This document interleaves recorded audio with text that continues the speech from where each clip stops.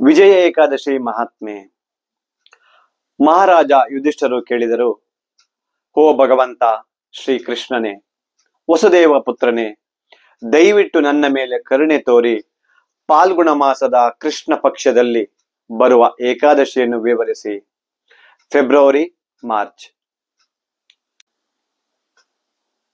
ಶ್ರೀಕೃಷ್ಣನು ಉತ್ತರಿಸಿದನು, ಓ ಯುಧಿಷ್ಠಿರ, ರಾಜರ ರಾಜನೇ, ಈ ಮಹಾನ್ ಉಪವಾಸದ ಬಗ್ಗೆ ನಾನು ನಿನಗೆ ಸಂತೋಷದಿಂದ ಹೇಳುತ್ತೇನೆ. ಇದು ವಿಜಯ ಏಕಾದಶಿ ಎಂದು ಪ್ರಸಿದ್ಧವಾಗಿದೆ. ಇದನ್ನು ಆಚರಿಸುವವರು ಈ ಜನ್ಮದಲ್ಲಿ ಮತ್ತು ಮುಂದಿನ ಜನ್ಮದಲ್ಲಿ ಖಂಡಿತವಾಗಿಯೂ ವಿಜಯವನ್ನು ಸಾಧಿಸುತ್ತಾರೆ. ಈ ಏಕಾದಶಿ ಎಂದು ಉಪವಾಸ ಮಾಡುವವರ ಮತ್ತು ಇದರ ಮಹಿಮೆಯನ್ನು ಕೇಳುವವರ ಪಾಪಗಳು ನಾಶವಾಗುತ್ತವೆ.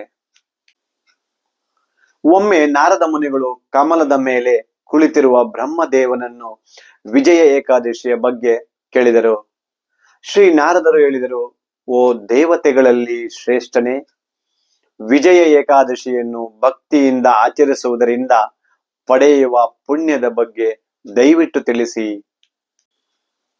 ನಾರದರ ತಂದೆ ಬ್ರಹ್ಮ ಉತ್ತರಿಸಿದರು, ನನ್ನ ಪ್ರಿಯ ಪುತ್ರನೇ, ಅತ್ಯಂತ ಪುರಾತನವಾದ ಈ ಉಪವಾಸದ ದಿನವು ಪವಿತ್ರವಾದದ್ದು ಮತ್ತು ಇದು ಎಲ್ಲ ಪಾಪಗಳನ್ನು ಹೋಗಲಾಡಿಸುತ್ತದೆ.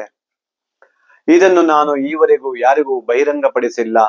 ಆದರೆ ಈ ಏಕಾದಶಿಯು ನನ್ನ ಹೆಸರೇ ಸೂಚಿಸುವಂತೆ ವಿಜಯವನ್ನು ನೀಡುತ್ತದೆ ಎಂಬುದರಲ್ಲಿ ನೀನು ಸಂಶಯ ಪಡಬೇಡ. ಶ್ರೀರಾಮಚಂದ್ರನ ಕತೆ. ಶ್ರೀರಾಮನು 14 ವರ್ಷಗಳ ಕಾಲ ಕಾಡಿಗೆ ಹೋದಾಗ ಸೀತಾಮಾತೆ ಮತ್ತು ಲಕ್ಷ್ಮಣನಿಗೆ ಪಂಚವಟಿಯಲ್ಲಿ ತಪಸ್ವಿಗಳಂತೆ ನೆಲೆಸಿದ್ದರು. ಆಗ ರಾವಣನು ಸೀತೆಯನ್ನು ಅಪಹರಿಸಿದನು. ಇದರಿಂದ ಶ್ರೀರಾಮನು ಒಬ್ಬ ಸಾಮಾನ್ಯ ಮನುಷ್ಯನಂತೆ ದುಃಖಿತನಾಗಿ ಕಂಗಾಲಾದನು. ನನ್ನ ಪ್ರೀತಿಯ ಪತ್ನಿಯನ್ನು ಹುಡುಕುತ್ತಿರುವಾಗ ಅವರು ಸಾಯುತ್ತಿದ್ದ ಜಟಾಯುವನ್ನು ಕಂಡರು ಮತ್ತು ನಂತರ ಕಂಬದ ಎಂಬ ರಾಕ್ಷಸನನ್ನು ಕೊಂದರು. ಭಕ್ತ ಪಕ್ಷಿಯಾದ ಜಟಾಯು ರಾವಣನು ಸೀತೆಯನ್ನು ಅಪಹರಿಸಿದ ಬಗ್ಗೆ ತಿಳಿಸಿದ ನಂತರ ವೈಕುಂಠಕ್ಕೆ ತೆರಳಿತು. ನಂತರ ಶ್ರೀರಾಮ ಮತ್ತು ವಾನರ ರಾಜರು ಸುಗ್ರೀವರ ಸ್ನೇಹವಾಯಿತು. ಅವರಿಬ್ಬರು ವಾನರ ಮತ್ತು ಕರಡಿಗಳ ದೊಡ್ಡ ಸೈನ್ಯವನ್ನು ಸಂಘಟಿಸಿದರು. ಹನುಮಂತನನ್ನು ಲಂಕೆಗೆ ಕಳುಹಿಸಿದರು. ಅಲ್ಲಿ ಅವರು ಅಶೋಕವನದಲ್ಲಿ ಜಾನಕಿಯನ್ನು ಸೀತಾದೇವಿ ಅನ್ನು ಕಂಡರು. ಹನುಮಂತನು ರಾಮನ ಸಂದೇಶವನ್ನು ತಲುಪಿಸಿ ತಾನು ರಾಮನ ದೂತನೆಂದು ಸಾಬೀತುಪಡಿಸಿದರು. ಉಂಗುರವನ್ನು ತೋರಿಸಿ ಮಹಾನ್ ಸೇವೆ ಸಲ್ಲಿಸಿದರು. ಸುಗ್ರೀವನ ಸಹಾಯದಿಂದ ಶ್ರೀರಾಮನು ಲಂಕೆಯತ್ತ ಹೊರಟನು. ಸಮುದ್ರ ತೀರಕ್ಕೆ ಬಂದಾಗ ಆಳವಾದ ಮತ್ತು ಭಯಾನಕವಾದ ಸಮುದ್ರವನ್ನು ಕಂಡು ಲಕ್ಷ್ಮಣನಿಗೆ ಹೀಗೆಂದರು, ಓ ಸುಮಿತ್ರ ಪುತ್ರನೇ, ಈ ಅಗಾಧವಾದ ಸಮುದ್ರವನ್ನು ದಾಟಲು ನಾವು ಯಾವ ಪುಣ್ಯವನ್ನು ಮಾಡಬೇಕು? ಶಾರ್ಕ್ ಮತ್ತು ಇತರ ಕ್ರೂರ ಜಲಚರಗಳಿಂದ ತುಂಬಿರುವ ಇದನ್ನು ದಾಟಲು ನನಗೆ ಯಾವುದೇ ಸುಲಭ ದಾರಿ ಕಾಣುತ್ತಿಲ್ಲ. ಉತ್ತರಿಸಿದನು,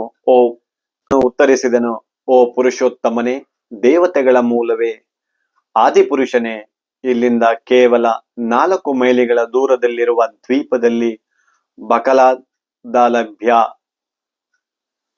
ಎಂಬ ಮಹರ್ಷಿಗಳು ವಾಸಿಸುತ್ತಿದ್ದಾರೆ. ಅವರು ಅನೇಕ ಬ್ರಹ್ಮರ ಉದಯ ಮತ್ತು ಅಸ್ತಮಯವನ್ನು ಕಂಡ ಮಹಾಜ್ಞಾನಿಗಳು. ನಾವು ಅವರ ಬಳಿಗೆ ಹೋಗಿ ಅವರ ದರ್ಶನ ಪಡೆದು ಗುರಿಯನ್ನು ತಲುಪುವ ದಾರಿಯನ್ನು ಕೇಳೋಣ. ಬಕಲಾದ್ಯ ಮುನಿಗಳ ಉಪದೇಶ. ರಾಮ ಮತ್ತು ಲಕ್ಷ್ಮಣರು ಬಕಲಾದ್ಯ ಮುನಿಗಳ ಆಶ್ರಮಕ್ಕೆ ತೆರಳಿ ಅವರಿಗೆ ನಮಸ್ಕರಿಸಿದರು. ಶ್ರೀರಾಮನು ಸಾಕ್ಷಾತ್ ವಿಷ್ಣುವೇ ಎಂದು ಮುನಿಗಳಿಗೆ ಕೂಡಲೇ ಅರ್ಥವಾಯಿತು. ಶ್ರೀರಾಮನೇ, ಶ್ರೇಷ್ಠ ಪುರುಷನೇ, ನೀನು ಈ ನನ್ನ ಸಾಮಾನ್ಯ ಆಶ್ರಮಕ್ಕೆ ಏಕೆ ಬಂದೆ ಎಂದು ಮುನಿಗಳು ಕೇಳಿದರು. ಶ್ರೀರಾಮನು ಉತ್ತರಿಸಿದನು, ಓ ಬ್ರಾಹ್ಮಣೋತ್ತಮನೇ, ನಾನು ಸಮುದ್ರವನ್ನು ದಾಟಿ ರಾವಣನನ್ನು ಮತ್ತು ಅವನ ರಾಕ್ಷಸ ಸೈನ್ಯವನ್ನು ಸೋಲಿಸಲು ವಾನರ ಸೈನ್ಯದೊಂದಿಗೆ ಬಂದಿದ್ದೇನೆ. ದಯವಿಟ್ಟು ಕರುಣೆ ತೋರಿ ಈ ಸಮುದ್ರವನ್ನು ದಾಟುವುದು ಹೇಗೆಂದು ತಿಳಿಸಿ. ಋಷಿಗಳು ಹೇಳಿದರು, ಓ ಶ್ರೀರಾಮನೇ, ನಾನು ನಿನಗೆ ಅತ್ಯಂತ ಶ್ರೇಷ್ಠವಾದ ಉಪವಾಸದ ಬಗ್ಗೆ ತಿಳಿಸುತ್ತೇನೆ. ಅದನ್ನು ಆಚರಿಸುವುದರಿಂದ ನೀನು ಖಂಡಿತವಾಗಿಯೂ ರಾವಣನನ್ನು ಗೆದ್ದು ಶಾಶ್ವತ ಕೀರ್ತಿ ಪಡೆಯುವೆ. ದಯವಿಟ್ಟು ಏಕಾಗ್ರತೆಯಿಂದ ಕೇಳು.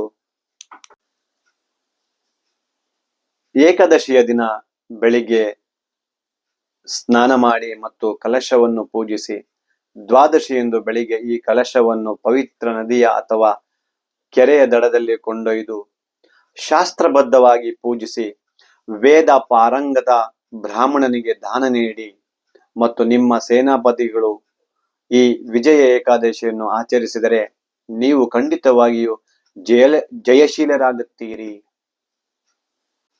ಫಲಶ್ರುತಿ: ಶ್ರೀರಾಮಚಂದ್ರನು ಬಕದಾಲಭ್ಯ ಮುನಿಗಳ ಸೂಚನೆಯಂತೆ ಆಚರಿಸಿ ಎಲ್ಲ ರಾಕ್ಷಸರನ್ನು ಸಂಹರಿಸಿದನು. ಅದರಂತೆಯೇ ಯಾರು ವಿಜಯ ಏಕಾದಶಿಯನ್ನು ಆಚರಿಸುತ್ತಾರೋ ಅವರು ಈ ಜಗತ್ತಿನಲ್ಲಿ ಯಾವಾಗಲೂ ವಿಜಯಿಗಳಾಗುತ್ತಾರೆ ಮತ್ತು ಮರಣದ ನಂತರ ಶಾಶ್ವತವಾಗಿ ವೈಕುಂಠದಲ್ಲಿ ವಾಸಿಸುತ್ತಾರೆ.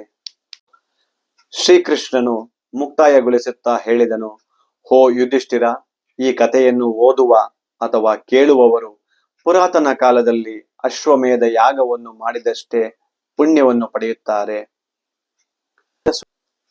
ಹರೇ ಕೃಷ್ಣ.